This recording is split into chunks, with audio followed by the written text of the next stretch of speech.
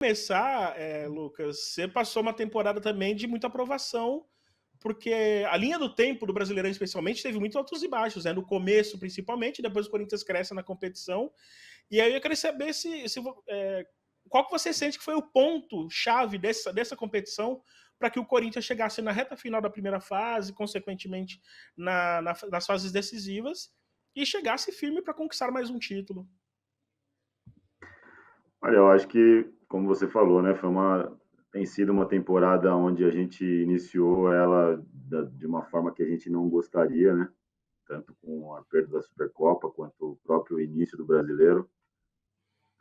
Nas 6 primeiras rodadas a gente tinha 3 jogos que a gente não venceu, empate Red Bull, derrota Palmeiras em casa no último minuto, depois o empate contra o Fluminense, que ali eu acho que foi o nosso pior jogo de longe na temporada até aqui. E dali a gente começou, obviamente, a olhar muito para si, a se incomodar no dia a dia, a se cobrar para que a gente pudesse sair daquela situação. Um grupo muito experiente, um grupo que se conhece muito e que soube renascer na temporada para que a gente pudesse ir passinho a passinho galgando aquilo que a gente almejava. Acho que um jogo chave para a gente foi o jogo contra o São Paulo em Cotia. A gente estava perdendo o jogo e naquele momento ali, além de uma derrota com um clássico, acho que aquilo geraria um baque muito grande no grupo. Talvez a minha sequência na temporada não fosse garantida naquele momento e a gente consegue um empate, a gente termina o jogo muito bem e aquele jogo acho que foi um jogo importante para a gente se olhar no olho e falar, cara, a gente precisa jogar da forma como a gente jogou no segundo tempo, mudar a chavinha da temporada e desde então acho que a gente vem acumulando uma crescente, jogos muito bons. Terminamos o primeiro semestre fazendo um jogo muito importante contra o Cruzeiro, tirando a diferença de pontos, diminuindo a vantagem que o Cruzeiro tinha. E acho que a ida para os Estados Unidos foi importante para que a gente pudesse se, se juntar ainda mais, entender que a gente está numa grande equipe que a gente precisava atuar da mesma forma que a gente atuou lá no Brasil. E desde que a gente voltou no segundo semestre, são 11 partidas, nenhuma derrota, classificações e obviamente, esse título que é muito importante para a gente. Vocês fizeram 2 jogos lá, e chama atenção porque o jogo contra o KC, por exemplo, né, o KC era favorito pelas circunstâncias e tudo mais, até pela temporada, mas na sua avaliação, o Corinthians fez um jogo que desse confiança para a sequência da competição? Ali também foi um ponto que foi importante para isso? A gente começa muito mal o jogo lá, né? Uhum.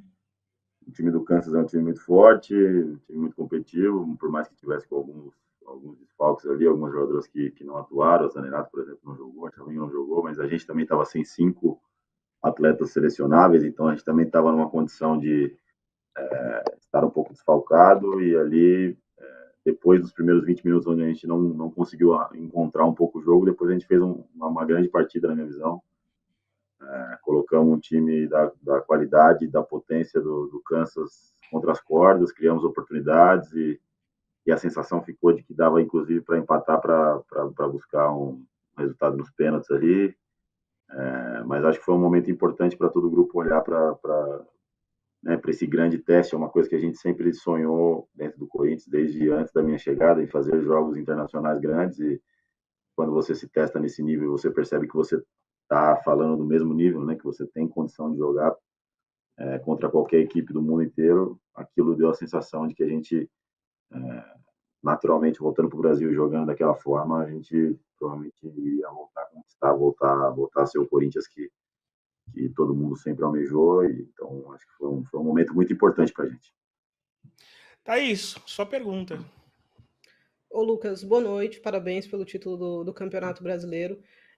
Como é que esse time do Corinthians foi evoluindo na sua mão desde o ano passado para esse ano, né?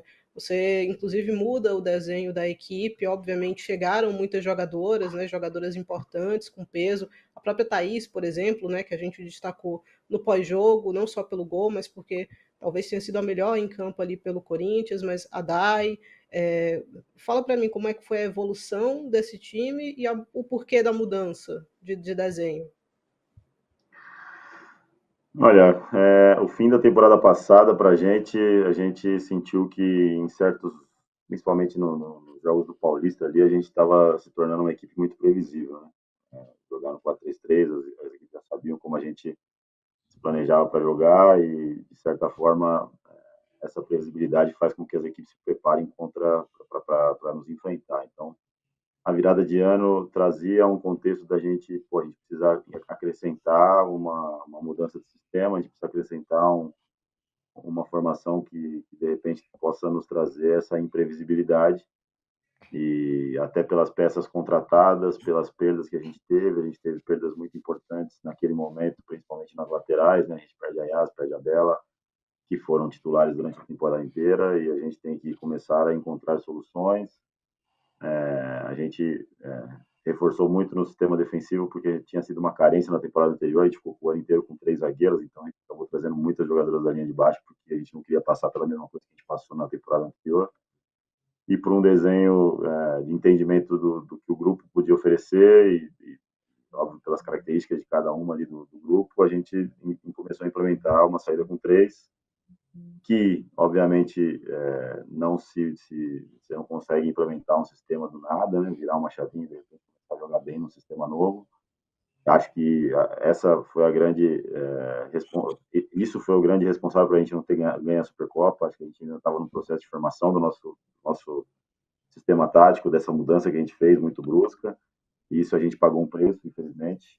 A gente não jogou bem a Supercopa, nem o jogo contra o Grêmio a gente joga bem. É um jogo que a gente constrói um resultado positivo, mas era um jogo que a gente ficou com a sensação de um jogo muito truncado. Depois a gente enfrenta o Cruzeiro, não faz um jogo bom, mesmo com a mais durante 80 minutos do jogo.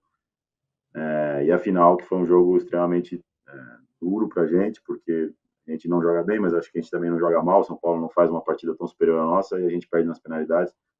E ali a gente precisa tomar uma decisão de mudar o sistema e voltar para aquilo que a gente fazia, ou acreditar que o sistema poderia prevalecer ao longo prazo.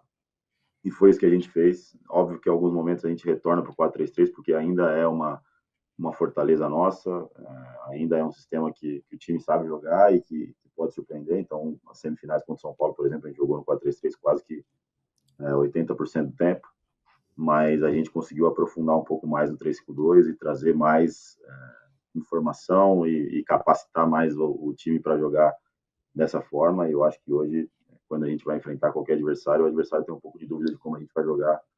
E essa imprevisibilidade é uma coisa que a gente queria muito para que a gente pudesse surpreender, principalmente nos momentos de mata-mata.